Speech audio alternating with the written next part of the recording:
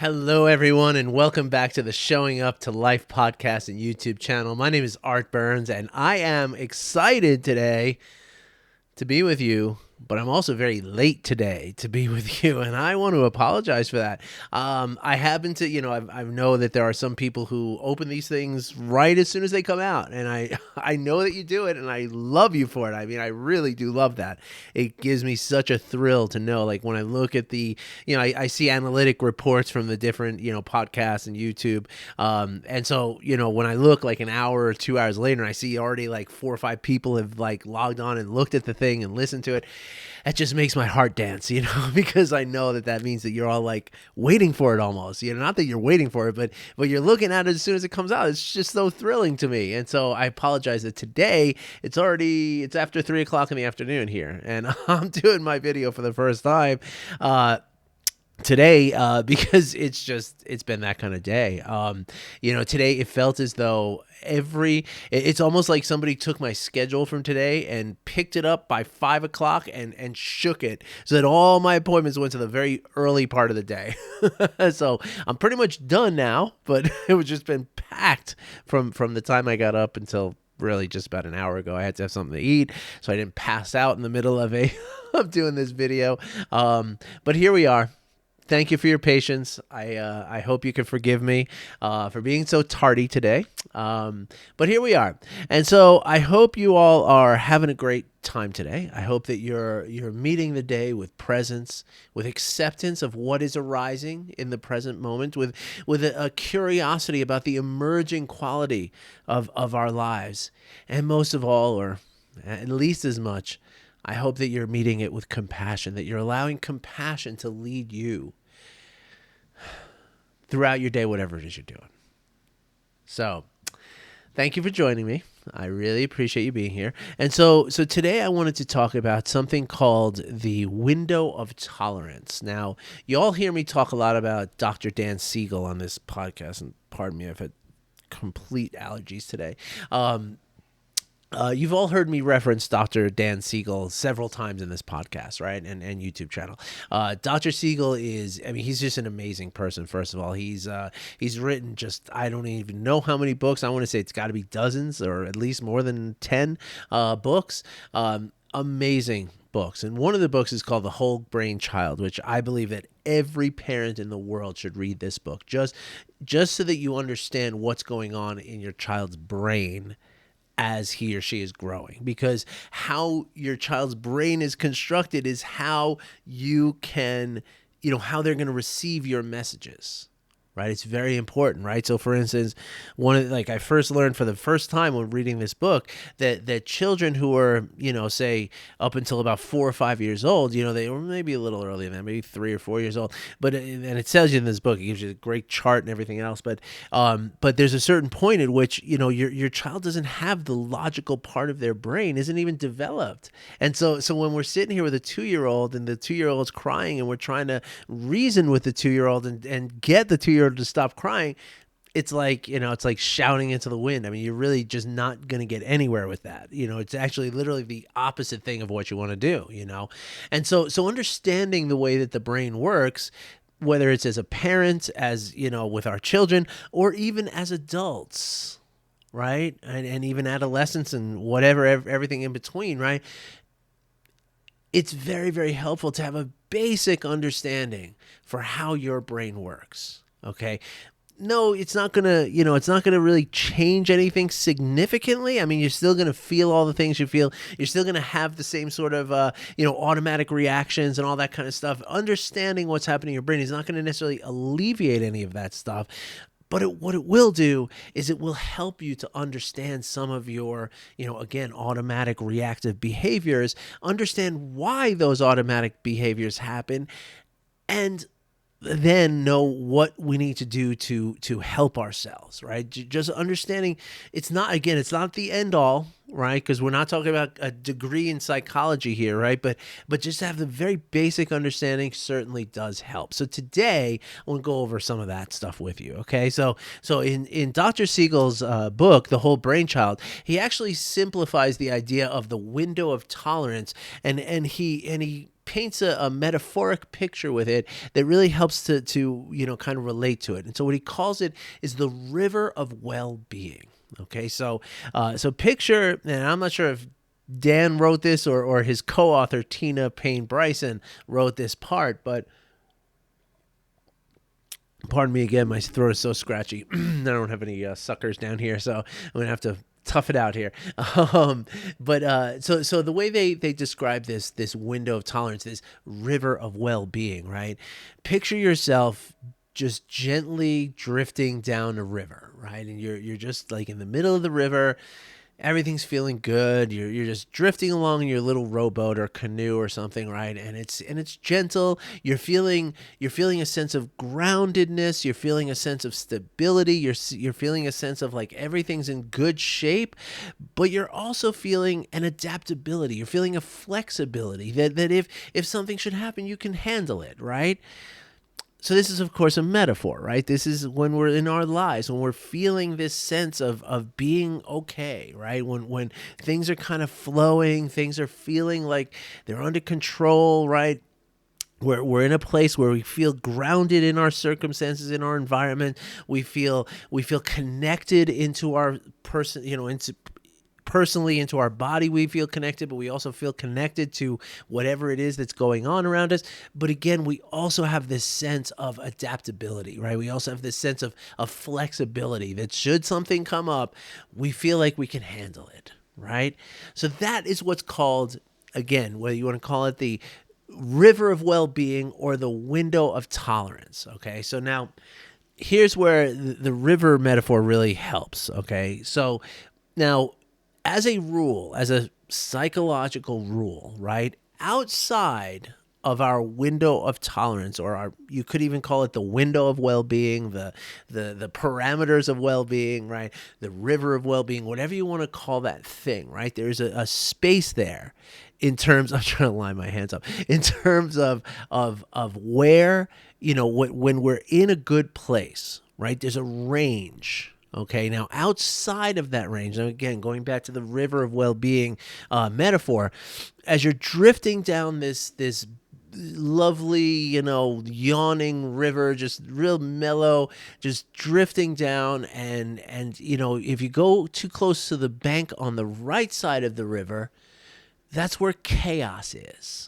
Okay, and if you go too close to the bank on the left side, that's where rigidity is. Now, again, sorry, I got digressed a little bit with my metaphors here, but the idea is that outside of this window of tolerance or this window of well-being, river of well-being. Now, this isn't a psychological, this is very well studied, right? This is not just a sort of woo-woo concept or something, right? This is very well studied in psychology, right? And Dan Siegel is one of the pioneers of this theory, right? And he came up with this, and it's something I've learned in this course that I'm taking with him, that he it was one night in the middle of the night or something where he like screamed so loud he woke everybody in the house up, right? Because he was trying to legitimize his own belief that of chaos and rigidity, right, being the thing that is the signs of unwellness psychologically, right? And he came across a mathematic article, or an article about mathematics, right? And in the mathematics, they talked about, when mathematical equations go wrong, they always descend either into chaos or rigidity. And he just got so excited about this. I love it to hear that story. But anyway, the idea, and then what Dan Siegel did after that was he went to the DSM, which is the Diagnostics and Statistical Manual, right, which psychologists use, or psychiatrists and therapists, they use this manual to diagnose people, right? And so he went through each one of the diagnoses in this book, big fat book this thing is, and every single one of them, every single one of the psychological maladies, the diagnoses that were listed in this book, every single one of them was either describing chaos or describing rigidity or describing a combination of both. Okay, so this is very, very well studied. I want you to know that, okay? Now, when Dan uses the metaphor of the right bank of the river and the left bank of the river, what he's doing is really kind of he's mapping it out to the brain in a very real way, okay? And let me get to that in a second, okay? But the important thing to understand, right? I mean, it is important to understand, and I could get to this now or later, but I'm going to throw it in here right now so we don't forget, right? But the idea is that when we find ourselves in chaos, or we find ourselves in rigidity, or we find ourselves experiencing both together, which we can do, what it signifies is a disintegration of our brains. Okay, now I know that sounds really bad. It's not that bad, but it certainly is the road to unwellness, right? The idea is that, as I've explained here many times, and as Dr. Siegel in all of his books, he gets into this at some point or other, your brain is made up of several different regions, right? And they are actually separate, like anatomically separate, right? You have a right brain and you have a left brain. So that's when they say that your brains, it's actually pretty accurate to call it a plural, because these two operate completely separate from one another, right? But what they do is they communicate with one another, right? They pass information and energy back and forth between the two via in the split between the hemispheres of your brain. Sorry, I think I was blocking the mic there. In the split between the hemispheres of your brain, right? They are connected by a series of, I think, billions of tiny little fibers, right? Microscopic fibers that are called the corpus callosum. Okay, it's just this collection. Picture like a fiber optic cable, right? That's what it is, right? And so that's how your two brains communicate to one another. That's how they integrate with one another. But here's the thing. The right brain always does what the right brain does, and the left brain always does what the left brain does. I'm going to get into what those are in just a second. And so they integrate by remaining differentiated and linking with one another. Okay, that's going to be important in a few minutes. Okay, so the idea then, right, is that when we're the right side, not when we're, but the idea is that the right side of your brain, okay, is the part of your brain that's really responsible for, feeling and understanding your emotions. Now, it's not the emotional part of your brain. That's the limbic area, which is beneath the neocortex, right? I'm not getting very complicated here, right? But that right part of your brain, what it does is it connects into your body, right? Any feeling that you have that you're sensing from your body is coming up into the right part of your brain and then gets understood by the left part of your brain. Okay? With me so far? All right. So again, I'm trying to keep this very, very simple. The right part of your brain is, because it's connected with your body, right? It's that sort of, what you might call your inner hippie, right? It's the hippie of your brain, right? It's the artist. It's the free spirit. It's the flighty, just unreliable, at any given moment might, in the middle of a sentence, just walk away and just start looking at some clouds over there or something like that, right? That's your right brain, right? And when your right brain absorbs too much of your brain's energy, when it's too overly active and not integrated with its left counterpart, you're going to get a sense of chaos, right? You're going to get a sense of like, I can't keep my mind on anything. I just want to go wander around looking at clouds. I don't know what's going on here. Like, right? That's what happens with the right part of your brain, right? Now, the left part of your brain, if the right part of your brain, the right hemisphere of your brain is the inner hippie of your brain, then the left side of your brain is the scientist or the mathematician, right? Or the stodgy old English teacher, right? Who wants everything just so, right? Everything's got to be logical. Everything's got to be linear. Everything's got to be listed with an L. Everything's got to be, very in its place. Very rigid in its ultimate expression, okay? Now, again, right, this is where we have to go back to the idea of differentiation plus linkage is what we're talking about with integration, right? At no point does your right brain become more linear, become more logical, become more, linguistic, which is also, that's where you're processing your language, is on your left side, right? So the right brain never takes on those duties, and the left brain never becomes the hippie. Right, the left brain is always going to be that rigid, stuffy, very particular thing. Right. The idea is that the left brain kind of anchors the right brain, right, and the right brain kind of lifts up the left brain, allows it to lighten up a little bit, dude. Come on, they balance one another out. And that's the really magical thing about the way it works. I mean, it's really amazing. Like if you had Jill Bolte Taylor, who I talk about here a lot too, right? She's an amazing, amazing person. You got to look up her TED Talk on YouTube, right? It's the best 18 minutes you're going to spend. I promise you. It's just amazing. She's a neuroanatomist, which means that she studies the anatomy of the brain and the nervous system, right? And so in her TED Talk, she actually had a human brain in her hands, right? Connected to the brain stem and the spinal column, the whole thing. It was crazy. At least not the spine, but the nerve, the central nerve that goes through your spinal. It was still attached to the brain. Anyway, the two brains, because they're two pieces, right? But anyway, Jill Bolte Taylor is a neuroanatomist, right? That's what she does. She studies the anatomy of the brain and the nervous system. So one morning when Jill Bolte Taylor worked at, I believe it was Harvard, she was working in some world-renowned, elite, laboratory, right, where she was studying the anatomy of the brain and the nervous system, right? And so one morning she's getting ready to go to work, and she's in the shower.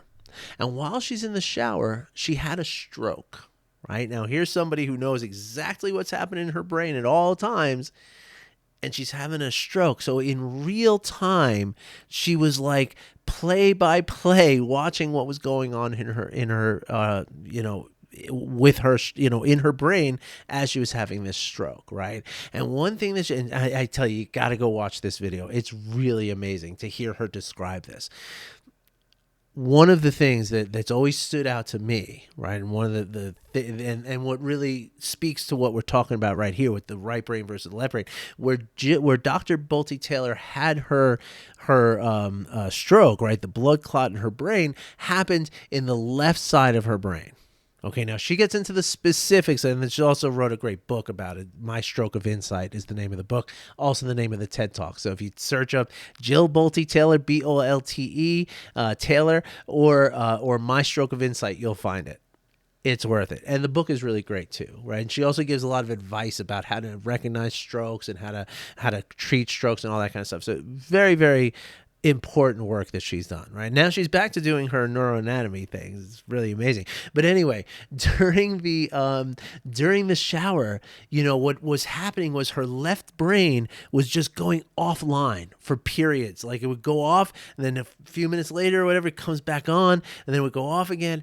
And what she describes is, I don't remember exactly, she said something about like a whale floating through the sky of the universe or something like that. Like she describes, like when the left brain turned off, she was like, whoa, she could feel her connection to everything in the universe. She felt at one with it. Now, this is a scientist, not a hippie who's done, LSD for 20 years, right? This is a scientist. And she described something that you might hear somebody who's on acid, right, or mushrooms talk about, right?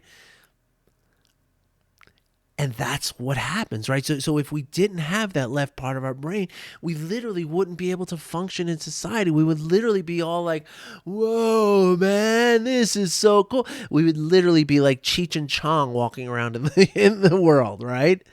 Like literally we would not be able to function. Likewise, if that part of our brain was turned off, we would not feel any connection. We would just sit here just thinking. So that's the idea. Now your window of tolerance, this river of well-being, is the area, the state of both sides of your brain working in conjunction, working in integration with one another. Okay. Now, there are many ways that you can practice integration. One really effective way is journaling. Okay. Because when you're journaling, one of the functions of your right brain is your autobiography. Anytime that you think about what has happened to you in your life, you're using your right part of your brain mostly. But when you put it into words and you organize it as a linear process, because that's not the way your brain sees it. Your right brain just sees like all this stuff that's happened, man, but you, with your left brain, you're putting it into sequential order and you're making sense of the whole thing, right? So that's why journaling is a great practice, right? Because what you're doing is you're using your right brain to remember to talk about what it is that you're journaling, and then your left brain is helping you to put linguistics to it and to organize it, to make it linear. And so you're sending that information back and forth to your brain, right? To each side of your brain. Now, meditation and compassion practices also help to do this, okay? So just practice what I tell you here, right? Now, in times where you feel that you're overly chaotic or you're overly rigid, okay, there are ways that you can kickstart that other part of your brain. And this is good news, let me tell you. So let's say we'll start with chaos, right? So let's say you're having a hard time. You just can't, oh my gosh, I just can't seem to focus. And my whole life, it feels like I'm like walking on water here. Like I just can't get my grounding. I'm just like, oh, everything seems so wishy-washy today. It's chaotic, right? That's the sign that you're in chaos. So now what you want to do is you want to start using your left brain. So remember, what your left brain does is it's really good at labeling things. It's really good at linguistics. It's really good at logic, linearization, labeling. I think I said that already. But do it twice because your left brain loves it, right? So what you can do then is as you start to name the emotions that you're feeling, because remember that right part of your brain is all about the emotional experience between your body and your brain that's going on, right? So by just really, and if you can, say it out loud, right? Like if you're alone, go ahead and say it out loud, right? Like I'm feeling happy, I'm feeling, afraid or angry or jealous or whatever it is. The more you start naming what you're feeling, as there's several people who call this practice name it to tame it. Okay, so that's what you're doing, right? You're just naming it all. And as you do that, you're starting to balance out, right? You're sending information from the right side where all your emotions are into the left side of your brain through that corpus callosum, right? Now, let's say the other thing is happening. You're feeling too rigid, right? You just can't get out of your own way today. You're just so locked in this way of thinking. You just can't seem to get out of this rut that you're feeling. Okay, now you're rigid, right? So now what you want to do is you want to feel into your body. Remember, that right part of your brain is the part that's connected directly into your body. So not naming the feelings that you're feeling. You don't want to exercise that left part. You just want to feel it. Okay, so what you can do is a very simple body scan. Okay, start with one point in your body and go to another point in your body. And I say one point to another because you can do anything, right? You can do from your knees to your hips. You can do from your knees to your shoulders. You can do from your toes to the top of your head. It's up to you, right? But literally, even if you just check in with your chest, or check in with the feelings of your face muscles, right? Any part of your body, just check in and just notice what it feels like. Again, don't describe it with language, just feel it. And as you do this, again, you're going to send the energy from your left brain through the corpus callosum into your right brain. You're going to bring things into balance. So that way your right brain and your left brain will be differentiated because they're both doing their thing, but they'll also be linked. And that is how we enter back into our window of tolerance and get out of chaos or out of rigidity. All right, everybody. I wish you well. And I hope you get to practice some of this stuff. If you have any questions about any of these practices, we can jump on a call. I can email them to you, whatever. Just get in touch with me, okay? And in the description, as usual, there is a link that you can use to get in touch with me. All right, everybody. Have a great day. I wish you well. Be back again tomorrow, hopefully a little earlier. Talk to you later, everybody. Bye bye.